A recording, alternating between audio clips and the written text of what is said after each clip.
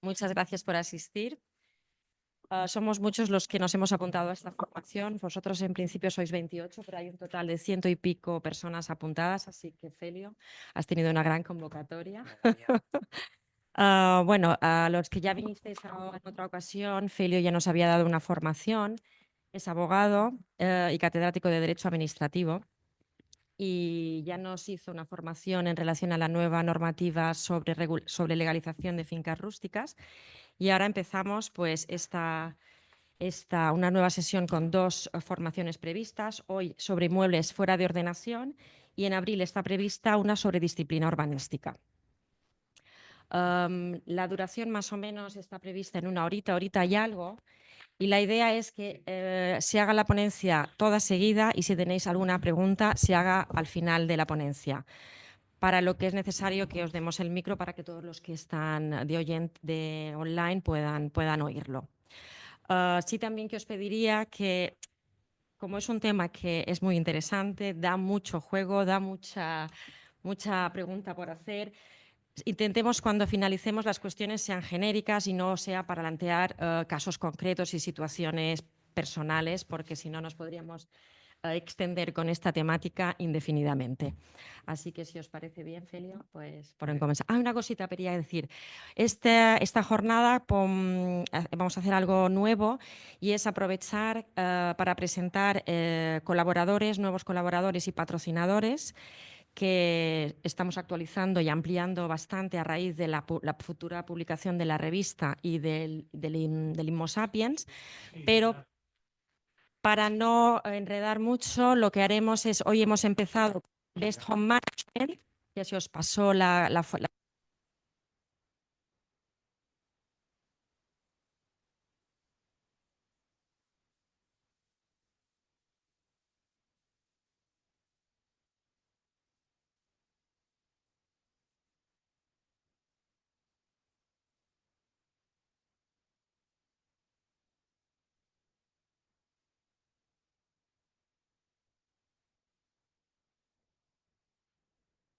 Bien. Antes de dar paso a la ponencia, solo quería incluimos las presentaciones de nuevas colaboradoras que a partir de ahora colaborarán con la revista o con el nuevo folio de Homo Sapiens, y demorar más la ponencia, lo que podemos hacer está aquí María Antonia, que os podrá explicar un poco lo en qué sus servicios y las prestaciones que realiza su empresa.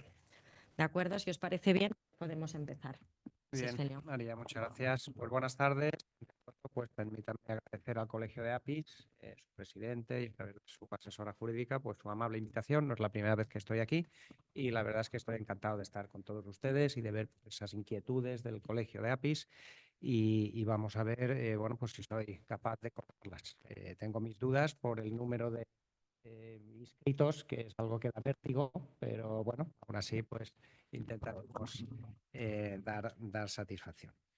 Vamos a ver, me piden que hable de inmuebles en situación de fuera de ordenación y cuáles son las obras permitidas. Inmuebles en situación de fuera de ordenación y cuáles son las obras que se permiten. ¿No podemos dar a esto? Si me dius com de fer, ho faré. Està molt inclinat així com està.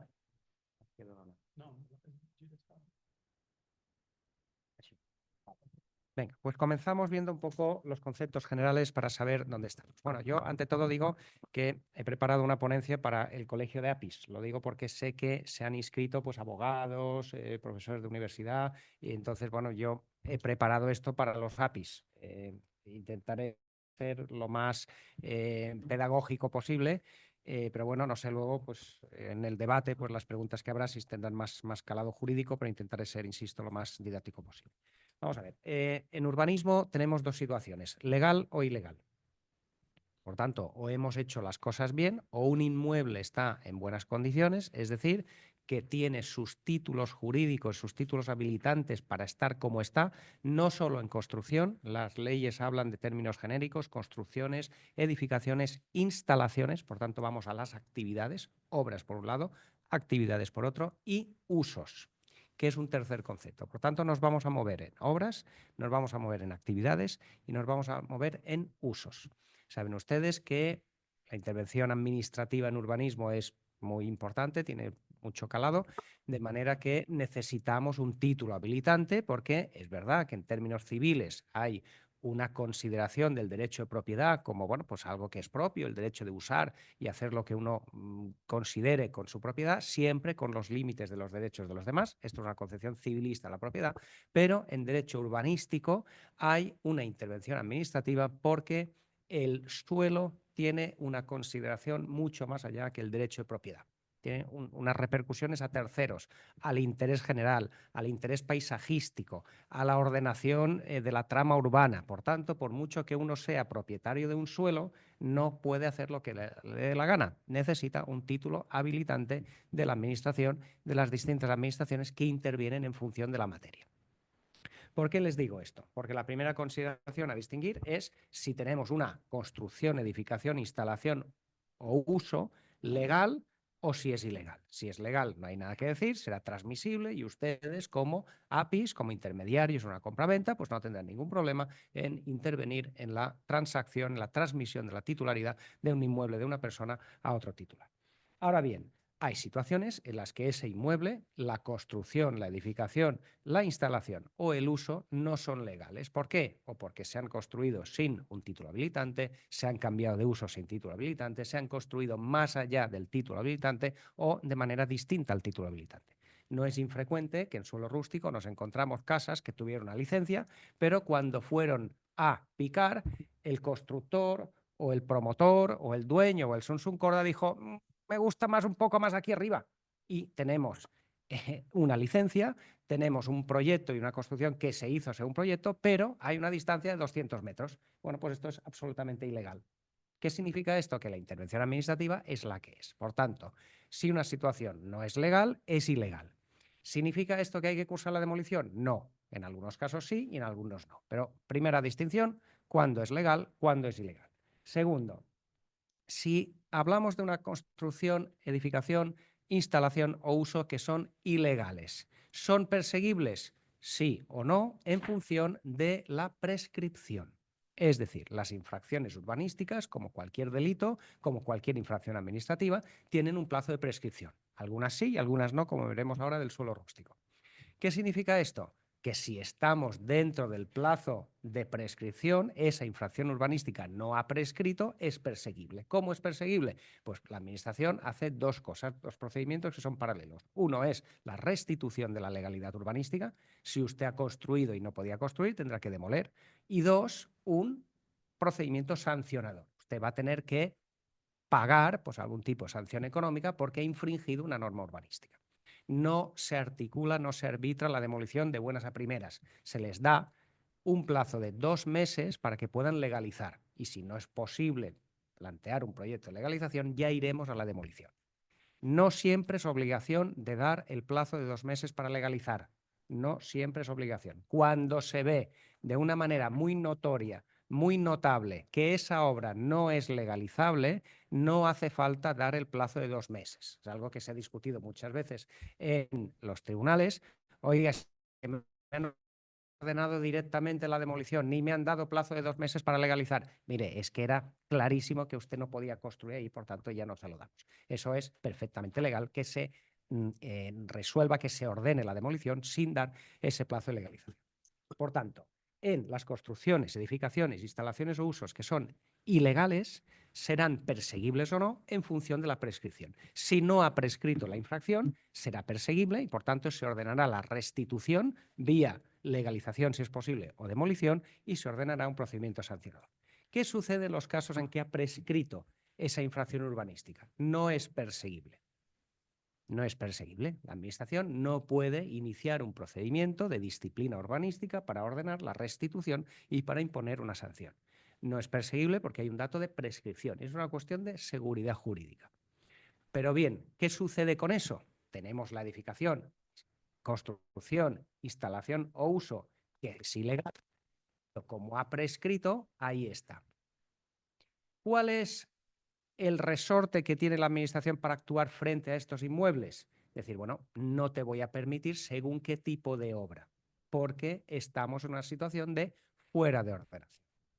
Por tanto, aquí aparecen dos conceptos nuevos. Cuando no es perseguible, tendremos edificios, construcción, instalaciones, edificaciones y usos en fuera de ordenación o en situación de inadecuación. Son dos conceptos distintos que a veces se confunden.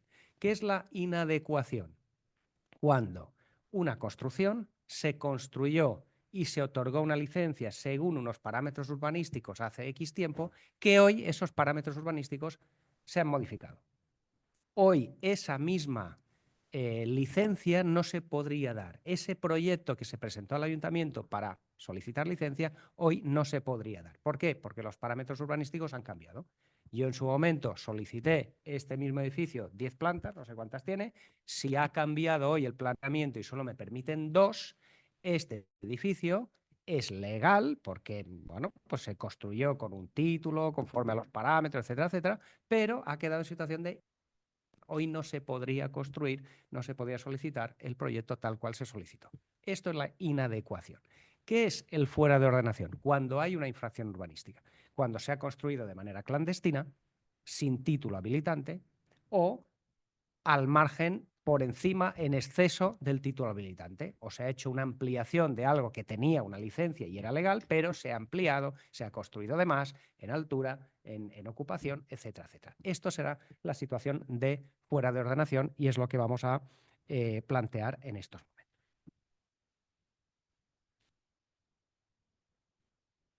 Vale. ¿Por dónde nos vamos a regular? Fundamentalmente por la Ley de Urbanismo de las Islas Baleares, la Ley 12/2017 de Urbanismo de las Islas Baleares, es la LUIP, la conocida LUIP. La LUIP es una ley del Parlamento de las Islas Baleares, porque la potestad legislativa corresponde en Baleares al Parlamento, tiene competencia en materia de urbanismo, pero en cambio, en materia reglamentaria, la potestad reglamentaria en materia de urbanismo corresponde a los consejos insulares. Por tanto, es cada consejo insular el que dicta el reglamento de la ley. Vamos a tener, por tanto, un reglamento en Mallorca. No existe todavía reglamento de la LUIP en Menorca, pero sí tienen un reglamento de la LOUS, que es la ley anterior a la LUIP, la del 2014, ley 2/2014, y en Ibiza pues no tienen reglamento ni de la LUIP ni de la LOUS.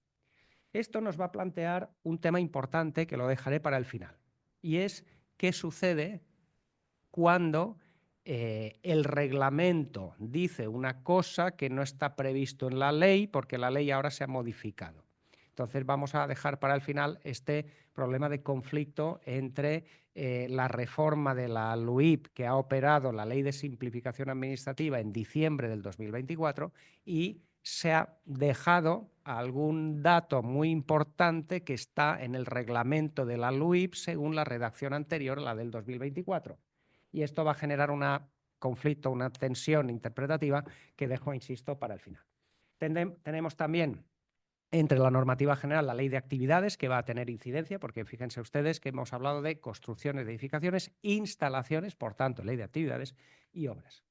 Y dejo aparte, no voy a entrar, no lo he preparado para traerlo aquí porque quiero hablar del régimen general, las especialidades en materia de la legislación agraria que contempla situaciones fuera de ordenación en fincas rústicas que están dedicadas a explotación agrícola, ganadera, forestal o cinegética, y dejo también al margen la legislación turística, que son los supuestos de modernización, entre otras cosas porque ya han expirado su vigencia. La disposición adicional 4 de la Ley de Turismo del año 2012, que tenía pues un plazo para presentar proyectos de modernización que nos permitían alterar los parámetros urbanísticos territoriales y de tipo turístico, de normativa turística. Es decir, invertíamos en modernización y nos podíamos exonerar de determinados parámetros urbanísticos, siempre que fuera legislación autonómica, no estatal.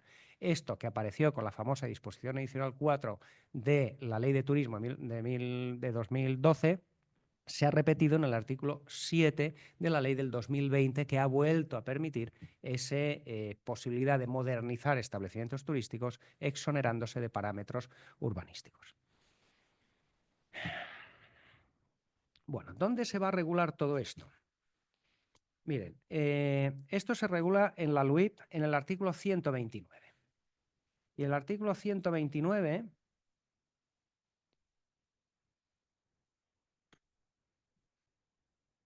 es el que se dedica a los inmuebles en situación de fuera de ordenación. Artículo 129 de la LUIP. Edificaciones y construcciones inadecuadas o en situación de fuera de ordenación. El punto 1 habla de las edificaciones inadecuadas, aquellas que se hayan implantado legalmente de acuerdo con un planeamiento urbanístico derogado o sustituido, es decir, legalmente conforme el planeamiento que había en vigor en el momento en que se solicitó y se otorgó la licencia, en el planeamiento urbanístico en vigor no esté previsto que tengan que ser objeto de expropiación, cesión obligatoria y gratuita o derribo. Y, por último, que no se ajusten a las determinaciones del planeamiento vigente, lo que les decía antes de las alturas. Bueno, esto es la situación de inadecuación que tiene un régimen jurídico en el punto 1 del 129 que no voy a comentarles. Pero luego tenemos los 3 supuestos de las situaciones en fuera de ordenación, que están en el 129.2, las letras A, B y C. 129.2, letras A, B o C. Aquí se regula la situación, los 3 escenarios posibles de los edificios en fuera de ordenación, situación de fuera de ordenación, sabiendo que las letras B y C tienen una nueva redacción conforme a la Ley 7/2024, la Ley de Simplificación Administrativa. Lo abordaremos más adelante. Y todo esto, el 129 de la LUIP, se desarrolla en la isla de Mallorca. En la isla de Mallorca se desarrolla por el reglamento que adoptó en abril del 23 el Consejo Insular de Mallorca. Por tanto, para Mallorca tenemos la LUIP, que es general a las 4 islas, y un reglamento del Consejo Insular del año 2023. ¿Qué tenemos en Menorca? Un reglamento de la LOUS. La pregunta es, ¿se aplica el reglamento que desarrollaba la LOUS cuando ya tenemos la LUIP? La respuesta es sí, en todo aquello que no esté contradicho por la LUIP. El reglamento en Menorca desarrollaba la LOUS, la Ley de Ordenación y Uso del Suelo, del año 2014. Hay una ley posterior del 2017, la LUIP, pero ese reglamento que desarrollaba la LOUS, en todo aquello que no sea contradictorio con la ley, se aplicará. Por tanto, en Menorca aplicaremos el reglamento de la LOUS en todo aquello que no sea, insisto, contradictorio con la LUIP. En Ibiza solo aplicaremos la LUIP. No hay reglamento de ningún tipo, ni de la LOUS ni de la LUIP. ¿Vale?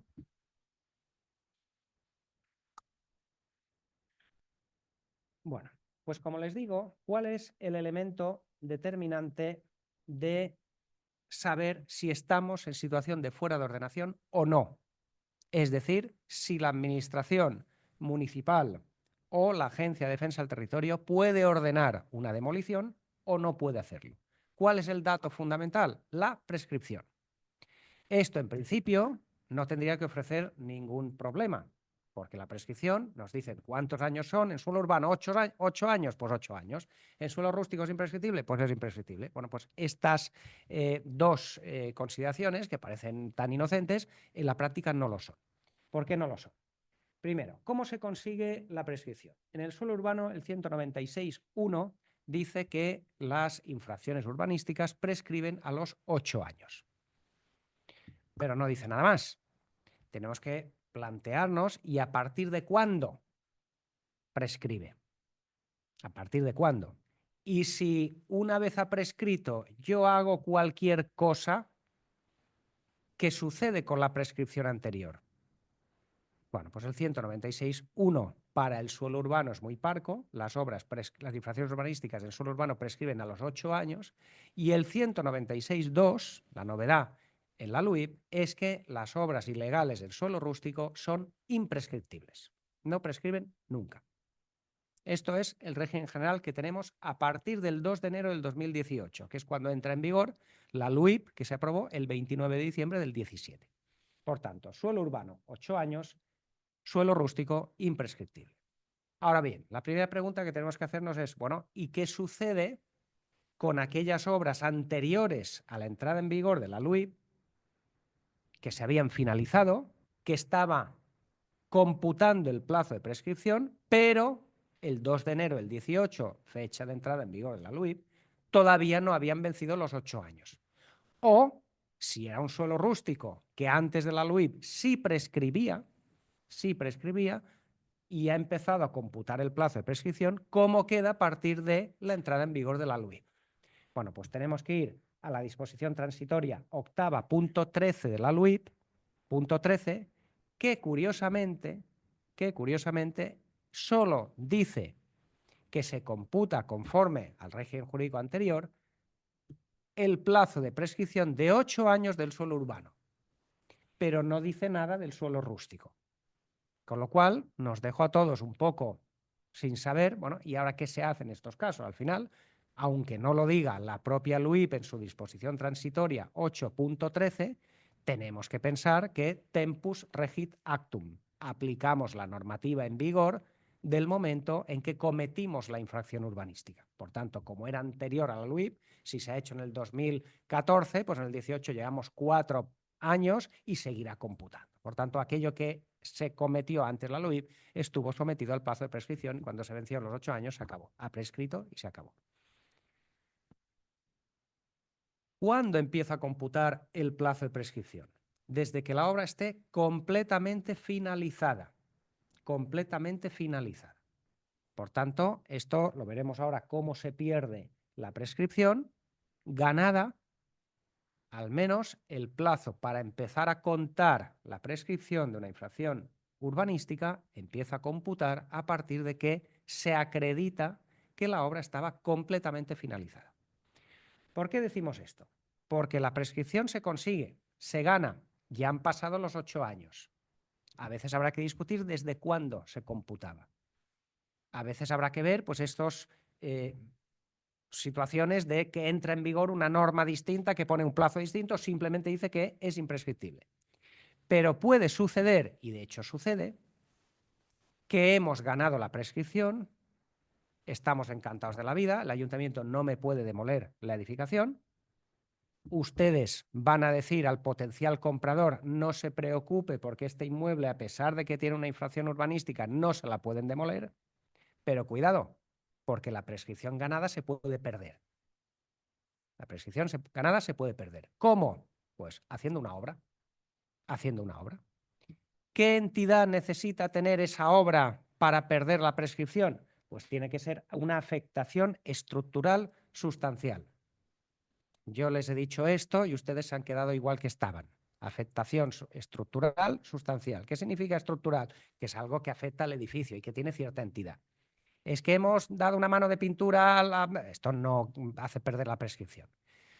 Les he acompañado una sentencia sobre un caso de pérdida de la prescripción ganada. Hay sentencias de todo tipo. En Calviá no hace mucho hay una sentencia por ahí que circula de una cafetería, restaurante, estaba en situación de ordenación y se limitaron a cambiar el toldo. El ayuntamiento, no sé quién, dijo que se había perdido. No, el Tribunal de Justicia al final dijo que eso no tenía afectación estructural sustancial. Pero todo aquello que afecte a la estructura del edificio, que tenga cierta entidad, nos va a hacer perder la prescripción ganada. En el caso del suelo rústico puede ser una ampliación. En la sentencia que les he dado es un porche de una finca rústica que estaba en situación de ordenación, pero que se hizo una pequeña ampliación. Como cambia la configuración estructural, en este caso usted ha perdido la prescripción ganada y podemos ordenar la demolición. ¿Vale? Por tanto, la prescripción, así como se gana, se pierde. Segundo, ¿qué será lo importante? Que la carga de la prueba le corresponde al promotor. Claro, el ayuntamiento o la Agencia de Disciplina Urbanística, Defensa del Territorio, va a ordenar esa demolición, va a comparar por fotos aéreas que no se corresponde lo que hay ahora con la licencia anterior, va a ver por las diferentes secuencias de fotos cuándo se hizo esa ampliación y va a ordenar la demolición. Va a iniciar un procedimiento administrativo de demolición. ¿A quién le corresponde la carga de la prueba? Al promotor, al propietario, es el que tendrá que decir sí o no, si esto se construyó más pronto, más tarde, etcétera, etcétera.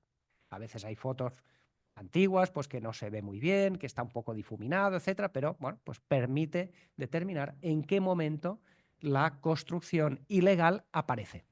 Y eso pues consta en el IDIP, en el plan territorial, etcétera, y la carga de la prueba nos corresponderá a nosotros decir que eso ya había prescrito porque la edificación era anterior o posterior. el concepto que les he dicho de total finalización de la obra. Empieza a computar la prescripción cuando ha finalizado por completo la obra. Si estaba a medias, si no hemos puesto la techumbre, si tenía la estructura, etcétera, no ha empezado a computar el plazo de prescripción. Total finalización de la obra. Esto es lo que exigen las sentencias.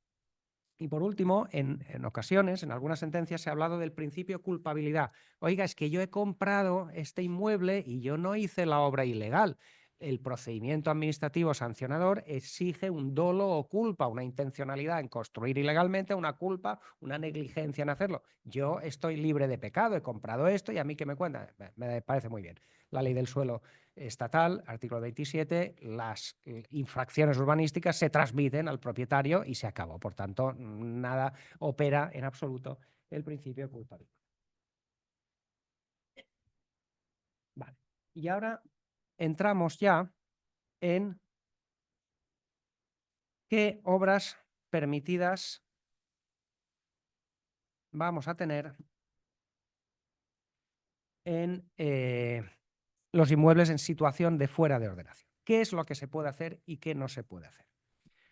Vamos a ver, la regla general es que, como les he dicho, para reconducir, si uno quiere, por ejemplo, en el caso de ustedes, un comprador compra un inmueble, sabe que tiene esta situación de fuera de ordenación y les dice, yo quiero hacer una obra para arreglarlo todo esto, para hacerlo bien. Muy bien, pues tendrá que hacer un proyecto de legalización conforme a la normativa vigente de hoy, con los parámetros urbanísticos de hoy. Por tanto, su posible cliente comprador podrá legalizar esa situación, pero conforme a lo que hoy se exige. Si esto se construyó en un suelo que ha entrado en vigor una normativa paisajística, ambiental, de patrimonio histórico, que ahora no se permite construir, la única legalización posible será demoler. Por tanto, no será una opción viable para quien lo compra. O posiblemente los parámetros exijan menor ocupación de suelo o menor edificabilidad en cuanto a metros cúbicos. Por tanto, tenemos que saber y ser conscientes que hay cosas que si las tocamos conforme a la normativa de hoy, podríamos hacer mucho menos de lo que tenemos de manera existente. ¿Vale? Lo que no es posible, 193.2 de la LUIP, lo que no es posible es recuperar en esa legalización la edificación existente. Eso no es posible. En todo caso, hablaríamos del procedimiento extraordinario de legalización, que es lo que les expliqué en la visita anterior que les hice. Bueno, pues vamos a ver los supuestos en que las obras, los tres supuestos distintos en que las obras se encuentran en situación de fuera de ordenación. Tenemos que ir a la LUIP al 129.2. Ya les he dicho que el 129.1 es la inadecuación y el 129.2 es la de fuera de ordenación. Tres supuestos en la fuera de ordenación. 129.2a. Edificaciones que, de conformidad con el planeamiento vigente, ha entrado en vigor un plan general o unas normas subsidiarias nuevas, queden sujetas a expropiación, cesión obligatoria y gratuita o derribo. Esto queda en situación de fuera de ordenación. Se aprueba un plan general y dice que la parcela que era propiedad de un señor hoy va a ser un parque municipal. Bueno, esto es una manera de hacer una expropiación con un acuerdo que no es el expreso de decir que vamos a hacer el parque municipal, pero cuando aprobamos el planeamiento, esto es una expropiación implícita o una declaración de utilidad pública e interés general de manera implícita. ¿Qué significa esto? Que yo, que soy el propietario de esta parcela, ahora el plan general dice que va a ser un parque, yo me voy al ayuntamiento a pedir una licencia para construir y me dirán, no, no se la puedo dar porque según el planeamiento aquí se va a hacer un parque. A mí no me han expropiado, nadie me ha indemnizado, pero tampoco me dejan construir con un proyecto porque esto va a ser un parque. Eso es lo que va a legitimar que a los 5 años yo pueda pedir una expropiación ministerio legis. Como el ayuntamiento se hace el tonto, permítanme la expresión, pues voy a instar yo al jurado de expropiación forzosa que pongan precio, que valoren mi parcela para que el ayuntamiento obligarles a pagar. Esto es la expropiación ministerio legis. Puede suceder también que en el planeamiento que se acaba de aprobar, mi parcela quede sujeta a cesión obligatoria y gratuita, porque forma parte de una unidad de actuación y esa parcela pues queremos que nos la cedas porque va a pasar un vial, porque vamos a hacer un retranqueo en no sé dónde y bueno, pues también está sujeto a cesión obligatoria gratuita. O que se ordene el derribo, porque yo estoy incumpliendo los deberes de conservación. Unos artículos más arriba, la LUIP habla del deber de conservación que tiene todo propietario. De manera que si yo no lo cumplo, puedo incurrir en una situación de ruina que puede ser técnica, económica o urbanística. No entraré ahora en el detalle de estas tres clasificaciones, pero si yo no conservo mi casa, pues me pueden ordenar el derribo. Bueno, pues en estos tres supuestos, en cualquiera de estos tres supuestos, mi construcción, instalación, edificación o uso queda en situación de fuera de ordenación. No es lo más habitual, no es lo más común, veremos que lo habitual son los puntos B y C, pero esto es uno de los tres supuestos de situación de fuera de ordenación. ¿Qué se puede hacer según el 129.2a? En estas edificaciones o instalaciones que se encuentren en fuera de ordenación, no se podrán autorizar obras de consolidación, de aumento de volumen, ni de modernización, por tanto, ni conservación, ni consolidación, ni aumento de volumen, ni modernización, y solo serán autorizables excepcional y motivadamente con renuncia expresa al posible incremento del valor de la expropiación. Yo sé que la administración me tiene que expropiar, no voy a hacer obras para aumentar el valor y que el ayuntamiento me tenga que pagar más. Esto es lo que se prohíbe. Pero solo se permitirán las reparaciones que exijan la salubridad pública, seguridad e higiene de las personas que residan en ellas u ocupen las edificaciones mencionadas. Por tanto, cuando el planeamiento me dice que me van a expropiar, que tengo que ceder o que me van a derribar, no puedo hacer obras y solo me permiten obras por razones de salubridad de higiene, pero condicionado a que el incremento de valor no lo voy a exigir en el justo y premio. ¿Vale? Primer supuesto, por tanto, de la situación de fuera de ordenación. Pasamos al punto B. Y el punto B ha sido introducido por la ley del 7-2024, de diciembre del 24, en el artículo 54.12. Y dice, segundo supuesto, las edificaciones o construcciones ejecutadas sin licencia, es decir, de manera clandestina, sin licencia, o con una licencia anulada.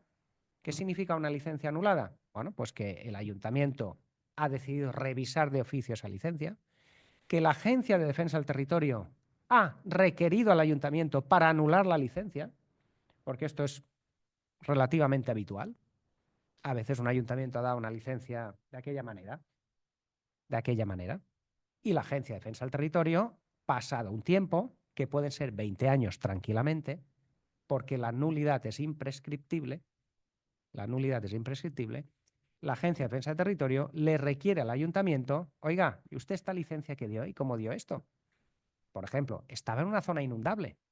Esto es algo que en los últimos meses ha empezado a aparecer la delimitación de zonas o bien de flujo preferente, inundables, etc. Oiga, es que usted dio una licencia que no la podía dar en función de la altura, del lugar, etc. Bueno, pues el ayuntamiento se le obliga a revisarla. Si no la revisa el ayuntamiento, la Agencia de Defensa del Territorio le pone un contencioso al ayuntamiento. Porque esto es algo que ahora ya se está viendo. Entonces, puede ser que sea iniciativa de la administración anular la licencia o bien que un vecino, oiga, sabiendo que tanto mi parcela como mi vecino solo podemos construir planta baja más 2, como a este vecino mío le han dado planta baja más 3. Y yo como vecino pongo un contencioso la licencia que el ayuntamiento le ha dado a mi vecino. Entonces se puede anular esta licencia. En este segundo caso hay un plazo de 2 meses. El contencioso vamos al plazo de 2 meses. En el otro caso, cuando es iniciativa de la administración, ya les digo que el plazo es imprescriptible. Bueno, pues el segundo supuesto es edificaciones o construcciones ejecutadas sin licencia, de manera clandestina, yo he construido ya bueno, o con licencia anulada respecto a las que ya no sea procedente adoptar medidas de restablecimiento porque ha prescrito. ¿Qué se puede hacer en este caso? En esas edificaciones de fuera de ordenación no puede realizarse ningún tipo de obra, excepto las reparaciones por motivos de salubridad pública, seguridad o higiene de las personas que residen allí. Esto es la novedad de diciembre del 24. Antes no se puede hacer absolutamente nada. Si tú has construido de manera clandestina, no puedes hacer nada, de nada, de nada. Lo que te forzaba el ordenamiento era que acabaras demoliendo. Porque ya, si un deterioro tal, no puedo hacer nada, pues en algún momento tendremos que demoler. Ahora se te permite, en estas edificaciones, obras por razón de salubridad pública, seguridad e higiene de las personas que residen. Además, en caso de que estas edificaciones se hayan ejecutado con posterioridad al 1 de marzo del 87, no se puede obtener la contratación de servicios de suministro de energía eléctrica, gas, agua, saneamiento, teléfono, telecomunicaciones o naturaleza similar. Este régimen es aplicable mientras no se obtenga la legalización de las construcciones o edificaciones de acuerdo con la legislación y planeamiento en vigor. ¿Vale? Por tanto, un primer supuesto, planeamiento nuevo que me expropia, me obliga a ceder o me obliga a derribar, primer supuesto. Segundo, edificaciones sin licencia de manera clandestina o que la licencia sea anulada. Regla general, nada y excepcionalmente salubridad e higiene. 3. Tercer supuesto.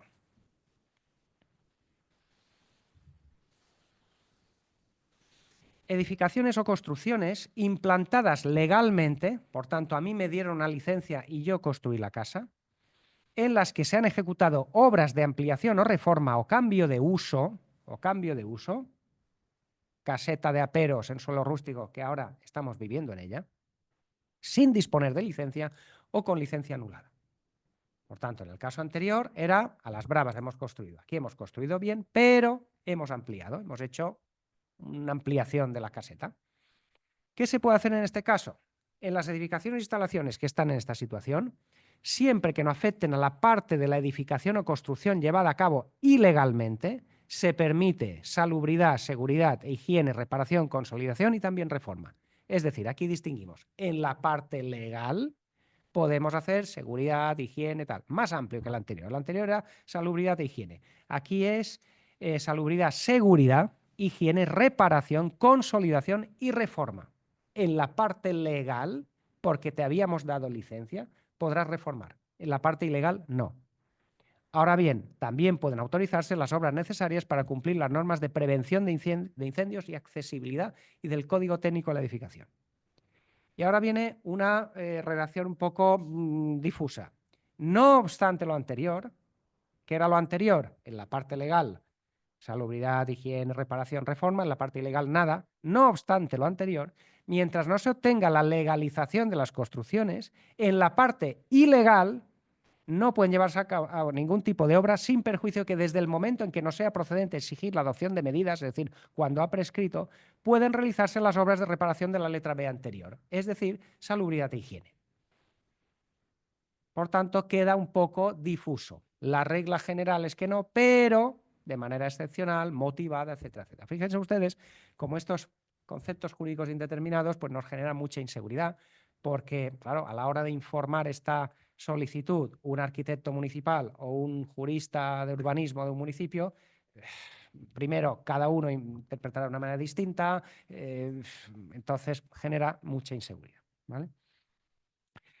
Ustedes me preguntarán, bueno, ¿y qué significa seguridad? ¿Qué significa salubridad? Porque también vuelven a ser conceptos jurídicos indeterminados. Tenemos que ir para esto a la Ley de Ordenación de la Edificación, que es la Ley 38 de 1999, de 5 de noviembre de ordenación de la edificación. El artículo 3.1 define algunos de estos conceptos de seguridad, sanidad, higiene, etc. El 3 es el relativo a los requisitos básicos de la edificación. Y dice, relativos a la funcionalidad, utilización, de forma que la disposición y dimensiones de los espacios de dotación de instalaciones faciliten la adecuada realización de funciones. Habla de accesibilidad, de acceso a servicios de telecomunicación, facilitar el acceso a servicios postales. Bueno, pues la edificación necesita unos requisitos en materia de funcionalidad. 2, y aquí viene, los relativos a la seguridad.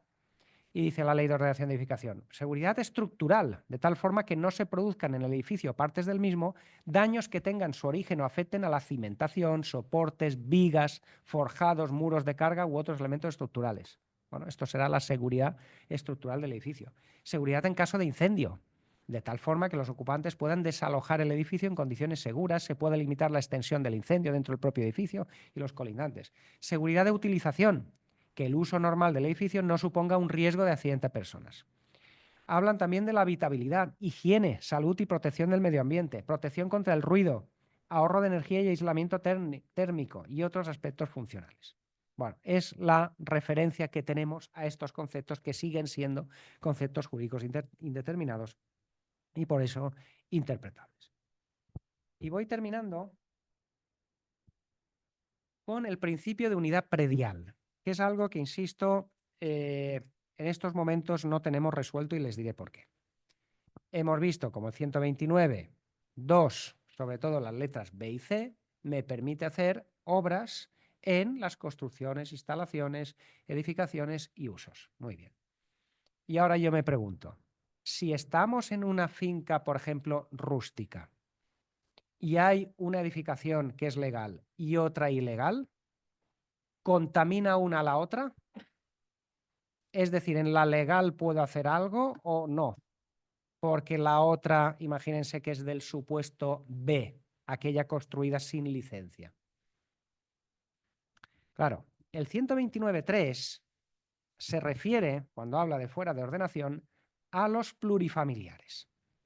Y dice que en los plurifamiliares, si hay que hacer una actuación porque hay un fuera de ordenación en el tercero A, esto no me va a contaminar el resto del edificio. El tercero B, el segundo A, el segundo B, el quinto A, no van a tener problema. Solo se va a referir al que tiene la infracción y está en situación de fuera de ordenación. Dice el 129.3, en las edificaciones y construcciones en régimen de propiedad horizontal, las limitaciones establecidas en los apartados anteriores se aplicarán únicamente a los pisos, locales y otros elementos constitutivos de fincas o unidades registrales independientes que se encuentren en situación de inadecuación o fuera de ordenación. Punto. Pero esto lo dice en los de propiedad horizontal. ¿Qué sucede en el suelo rústico cuando tenemos una sola propiedad, una sola finca registral? Y esa finca registral tiene distintas edificaciones. Imagínense que una es conforme a licencia, pero otra separada, no una ampliación, sino otra separada, se ha construido sin licencia. Bueno, aquí hay un problema ahora serio que tenemos en estos momentos y que nadie se aclara. Y hay dos interpretaciones. Si nos vamos al reglamento de la LUIP, que era el reglamento del año 2023 de la LUIP del 2017, es decir, antes de la reforma de diciembre del 24, dice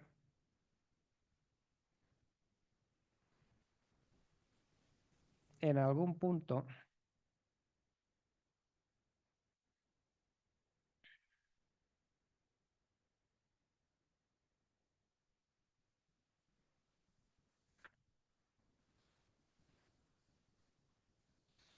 dice el punto 2 del 242 del reglamento de la LUIP de Mallorca. Por tanto, este problema no lo tienen en Ibiza y no sé qué dice porque no lo he mirado el reglamento de Menorca de la LOUS. Pero desde luego Ibiza seguro que no lo tienen. En Mallorca tenemos un problema. El reglamento de la LUIP del año 2023, acuerdo del Pleno del Consejo Insular de Mallorca del año 23, en desarrollo de la LUIP, redacción original, que no decía nada de esto, de la unidad predial. La LUIP nunca ha dicho nada de la unidad predial, pero el reglamento de Mallorca dice: en la misma parcela o solar en que existan edificaciones o construcciones en la situación de fuera de ordenación del punto B, del 129.2b, en ningún caso se podrá autorizar la realización de obra de nueva planta alguna cuando la mencionada parcela o solar constituya una única unidad de suelo atribuida exclusiva y excluyentemente a una persona propietaria o a diversas en proindiviso. Esto es el principio de unidad predial. Por tanto, si hay una de las casetas contaminada, aquí me está diciendo que me contamina todo. Lo mismo dice del apartado C. El punto 3 de este artículo 242 se refiere al 129.2c de la LUIP. Claro, ahora la gran duda interpretativa es: la LUIP no dice esto. Además, la LUIP dice que en las edificaciones, construcciones, instalaciones y usos se podrá, por tanto, parece que separa edificaciones, ¿no? Ahora bien, el reglamento, hay otra gente que dice, el reglamento está ahí y el reglamento no va en contra de la ley. La ley simplemente guarda silencio. Y el reglamento, quizá el legislador, el Parlamento, cuando redactó la reforma del 129, no se dio cuenta que el reglamento de Mallorca ponía esa restricción. ¿Cuál es mi interpretación? Que el reglamento está en vigor. Hasta que no se derogue, el reglamento está en vigor y eso está ahí. No va en contra de la ley y lo único es eso que los defensores de que no se contamina dicen que la LUIP dice en su reforma actual, pero también lo decía antes, que en las construcciones, instalaciones y edificaciones. Es el argumento que tengo yo para decir, oiga, es que esta misma redacción estaba antes en su redacción original y dio lugar a ese reglamento que introdujo la restricción. Por tanto, mi interpretación es que este reglamento está en vigor y que esta restricción está en vigor. Que la LUIP no ha dejado sin efecto lo del reglamento. Saben ustedes que la ley está por encima del reglamento. Y esta es mi interpretación. Ya les digo que todo el mundo discute esta cuestión. Y yo creo que con esto pues he acabado. Hemos visto en qué supuestos nos encontramos, qué significa la situación de fuera de ordenación. Hemos visto dónde se regula. Hemos visto cuál es el dato clave, el elemento fundamental para saber dónde estamos, que es el dato de la prescripción, que se gana y se pierde. Y hemos visto las obras permitidas con esa problemática específica de la unidad predial. Yo, si les parece, lo dejamos aquí y estaré encantado de atender las cuestiones que ustedes tengan. Muchas gracias. Muchas gracias, Felio.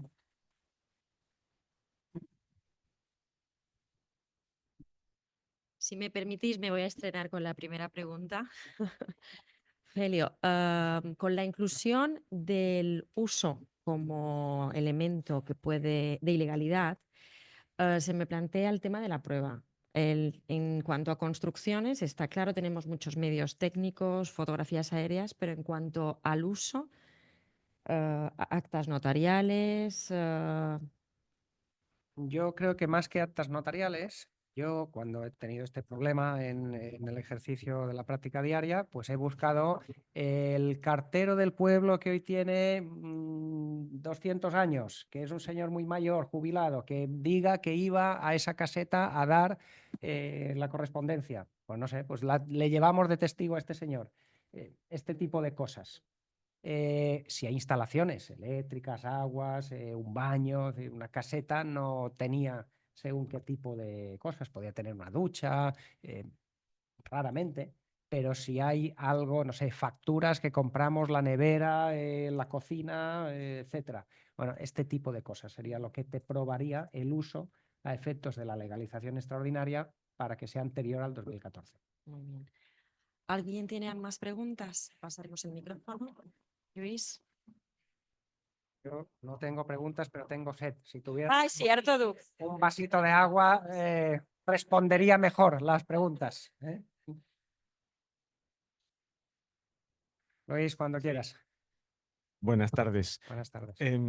Yo quería preguntar, tenemos un fuera de ordenación que por el procedimiento extraordinario de la 724 regularizamos. Pagamos las tasas, pagamos todo. Ahora con la novedad que ha habido que se va a hacer es presentado un recurso al Constitucional. Si el Constitucional lo declara inconstitucional, ¿será retroactivo? No. No. Vale. Es decir, tanto la anulación de normas como la anulación de actos administrativos no perjudica los efectos que hubiera surtido una norma derogada. Esa es la regla general. Por tanto, si el recurso de inconstitucionalidad se ve dentro de 10 años, ya no tendrá ningún sentido, porque esto tiene un plazo de 3. El único problema es que los arquitectos municipales, los juristas municipales, ante este ruido puedan pensar o que hubiera una suspensión cautelar de efectos que se puede hacer cuando se admite a trámite un recurso. Esto sería el único problema. Cuando se interpone un recurso de inconstitucionalidad, se puede declarar la suspensión. Es verdad que tienen un plazo de 6 meses para levantarla o dictar sentencia. Creo que es el 163 o 4 de la Constitución. Es decir, cuando se interpone el recurso se puede paralizar la eficacia, pero en un plazo máximo de 6 meses. Es lo único que veo. Es verdad que con este tema del Tribunal Constitucional del recurso había habido una comisión bilateral de competencias entre el Estado y la comunidad autónoma. Se supone que allí se vio la constitucionalidad, pero luego se ha formulado el recurso. Por lo tanto, bueno, está todo abierto. Fue la jugada de que el gobierno no lo recurre, pero de repente hay un montón de entidades Yo que ahí la no. recurren.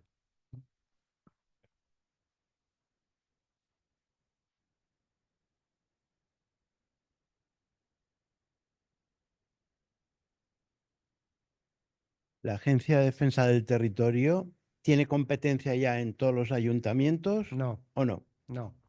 Se formulan convenios y los ayuntamientos delegan en la Agencia de Defensa del Territorio la disciplina urbanística en suelo rústico.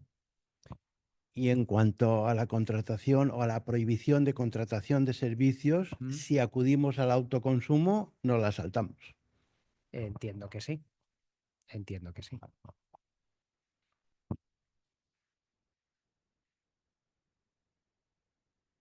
Hola, buenas tardes. Buenas tardes. Supongo que sería igual que el caso que ha comentado antes, en una situación de una edificación muy antigua, pongamos preexistente del 56, y que, bueno, es difícil fotoaéreo, a lo mejor se ha ido consolidando, pero claramente la edificación estaba. Si después se han construido Si usted tiene una todo edificación anterior al 56, y se han hecho obras posteriores, obras posteriores, Vale. digamos, que se ha hecho la típica casita sí, o la piscina, vale, que se hace vale, mucho, entonces ya ha contaminado, entonces se Claro. entiende, por supuesto, aunque lleve antes del 56. por supuesto. Y se podrían, Si no o sea, se- no se podrían demoler realmente si Si vuelve. no se ha tocado lo que había antes del 56, usted puede ser feliz. Ya, Si no si no se ha tocado, si no se ha pero tocado. Si se ha tocado, no, pongamos que no se ha tocado, que ya sería, ya sé que no suele ser el caso, si pero no se ha pongamos tocado, que no se- usted que tiene la base- derecho a ser feliz, que la ba- y a o sea, disfrutar la vida.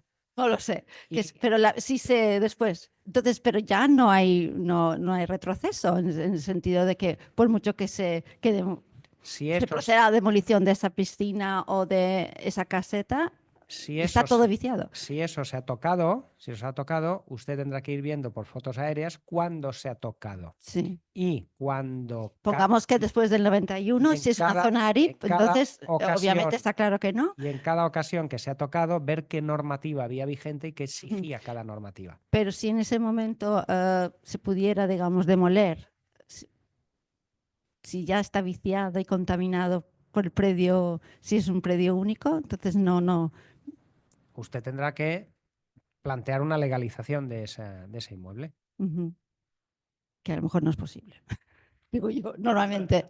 Normalmente. No lo sé. Muy bien, gracias.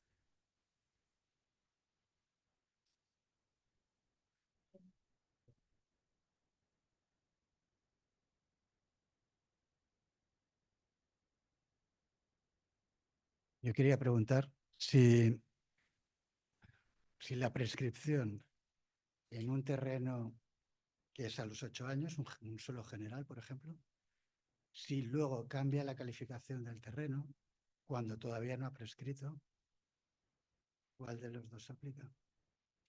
Empezaba a computar la infracción urbanística en un régimen general, imagínense que luego se ha convertido en protegido, en interés paisajístico, lo que sea, ANEI, etcétera. Usted, cuando ha cometido la infracción, estaba bajo un régimen jurídico, por tanto, se le tiene que conservar el régimen jurídico del momento en que usted cometió la infracción. Lo que le he dicho antes, la transitoria 813 de la LUIP, pues lo mismo. Tempus regit actum. El acto está regido por la normativa en vigor en aquel momento. Usted no le tiene que hacer ahora imprescriptible lo que 4 años antes hizo y ya llevaba 4 años de cómputo. Prescribirá los 4 años siguientes. ¿Vale?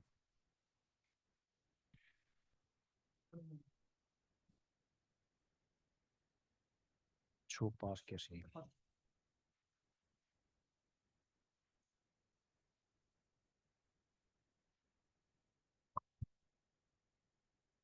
Sí, perdón. Mientras tanto, por favor. Juanjo, mira, en urbana, en obras fuera de ordenación, la prescripción son 8 años y se solventan con un proyecto. Con una legalización, una solicitud de legalización, y usted tiene que hacer un proyecto de legalización / demolición. Porque a veces hablamos de proyecto de legalización y no es solo legalizar lo existente, a veces hay que demoler para legalizar, ¿eh? Hay que sacrificar. Claro. Ya. Bueno.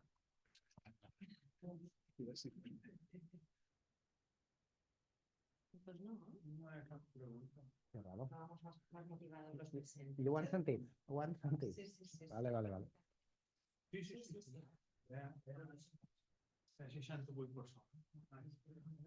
I en el chat no hi ha...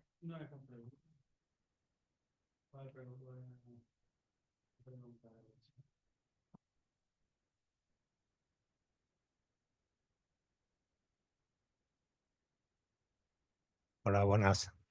Hola, Buenas. buenas Si me tardes. permite, usted decía un ayuntamiento da una licencia de obra, un final de obra, y no sé cómo lo llamó la agencia territorial o no sé, por tema de zona inundable, dice que no hay prescripción, que esta licencia, este final de obra no es válido.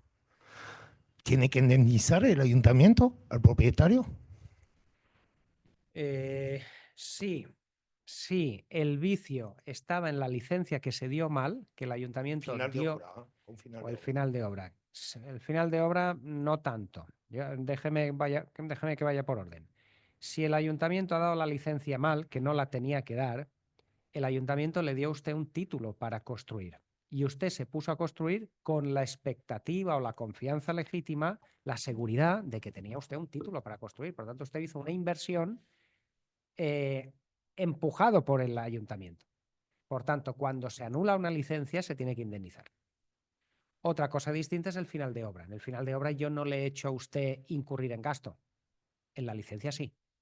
Porque además en la licencia yo le he puesto a usted un plazo máximo para empezar la obra y para terminar la obra. Por tanto, yo le estoy empujando a que usted haga un gasto de arquitecto, excavación, construcción, etcétera, etcétera.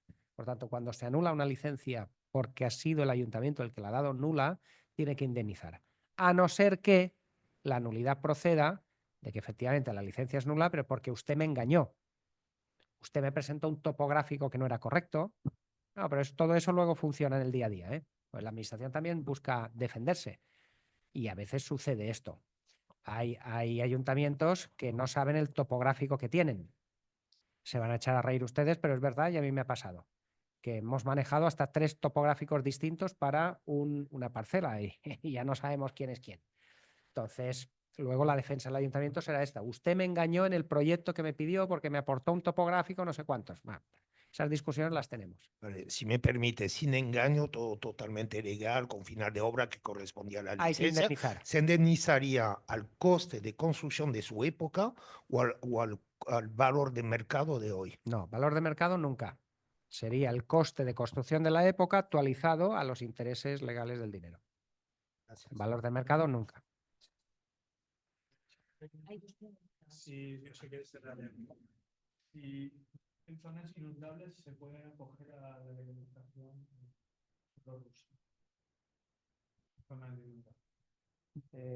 Vamos a ver.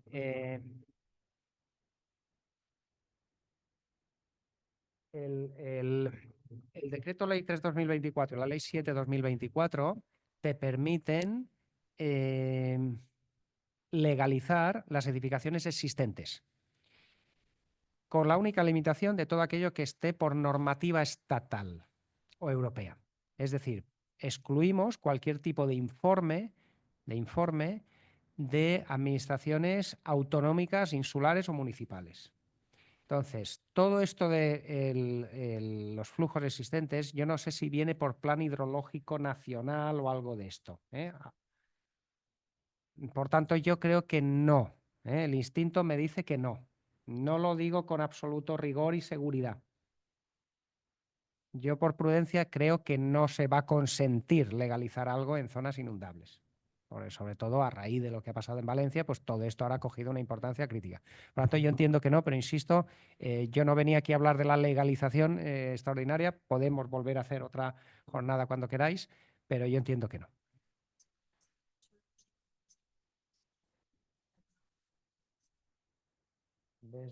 Desde la LUIP. Desde la LUIP. Es decir, el 2 de enero del 18.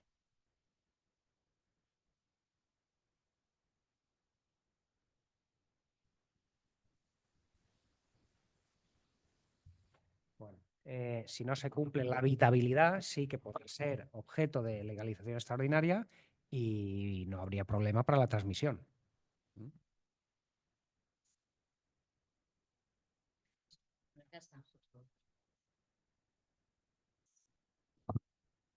Una pregunta ahí al fondo. Uno de los puntos que ha modificado la Ley 7/2024 es el artículo 129, como usted ha mencionado, la letra B y C. Sí. El fuero de ordenación era como el objeto de esta fuero de ordenación es que se cayesen por su propio peso. Yo entiendo las ilegalidades. Pues en este caso estaría como dejando que se hagan mejoras para la salubridad pública. Claro, pero aquí sería un poco complicado, ¿no?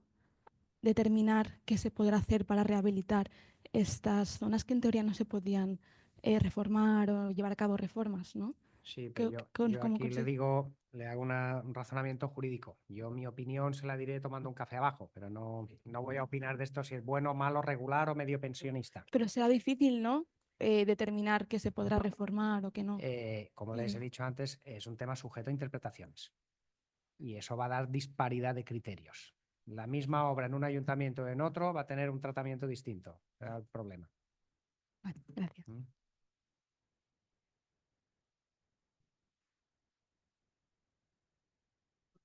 Gracias.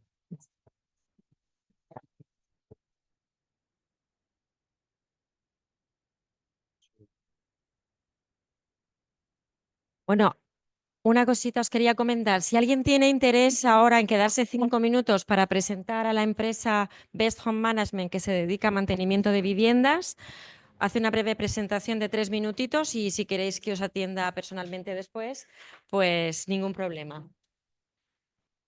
Pots posar Play.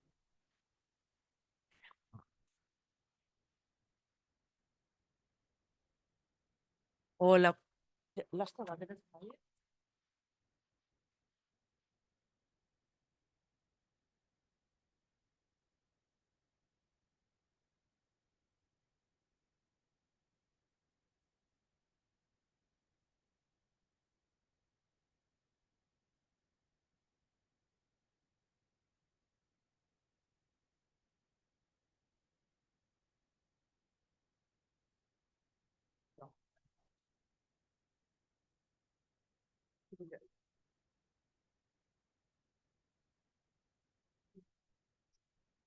Perfecto. Súper. Fenomenal, gracias. Hola. Ah, vale. Tú avísame.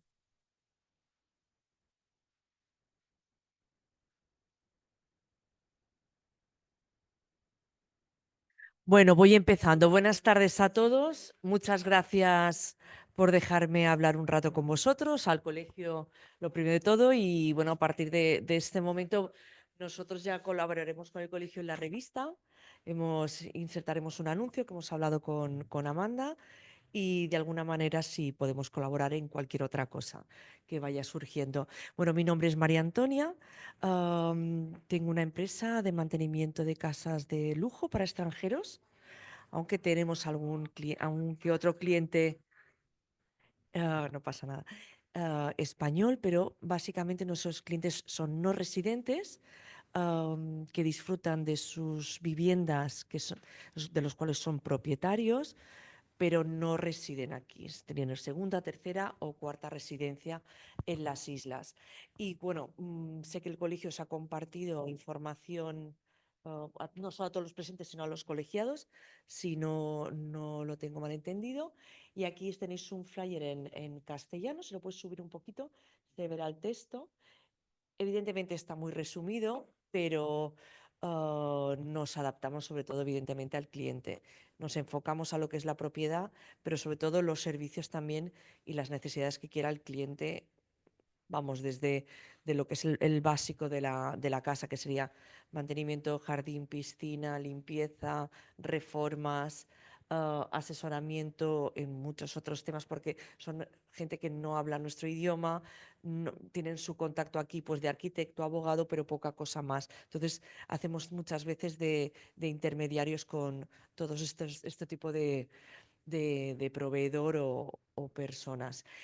Les ayudamos a ahorrar en costes y así control de consumos, control de los proveedores y luego pues lo que sería una mejor estancia aquí. Les ayudamos a contratación de chefs, de transfers, de barcos, cualquier cosa que os podéis imaginar, decoración, cualquier capricho que se les puede pasar por la cabeza, pues ahí estamos para ayudarles.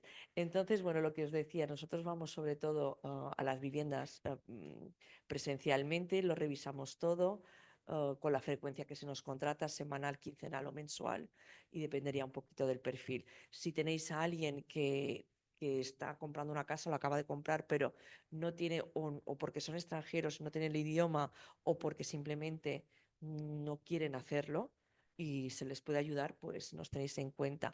Algo que hemos puesto el penúltimo lugar es un área que hemos abierto relativamente hace poco, que nos hemos encontrado en que algunos de nuestros propietarios tienen 2, 3 propiedades y la tercera pues la alquilan, ¿no? A largo plazo. En ningún caso nosotros no hacemos vacacional, sería en este caso a largo plazo, y nosotros hacemos de intermediarios entre los inquilinos y los propietarios. Es decir, para desentenderse de ese dolor de cabeza, de algo que no funciona, problema con el administrador, yo no estoy allí, no sé hablar castellano, entonces hacemos de intermediarios y les ayudamos en eso. No sé si esto también podría ayudaros en algún caso a vosotros, es decir, hacemos también alquileres a largo plazo, sobre todo más orientado a lo mejor a los extranjeros, pero también a lo mejor a alguien de aquí, pero porque es mayor y no se ve con coraje o energía de hacer este tipo de gestión, también puede interesarles.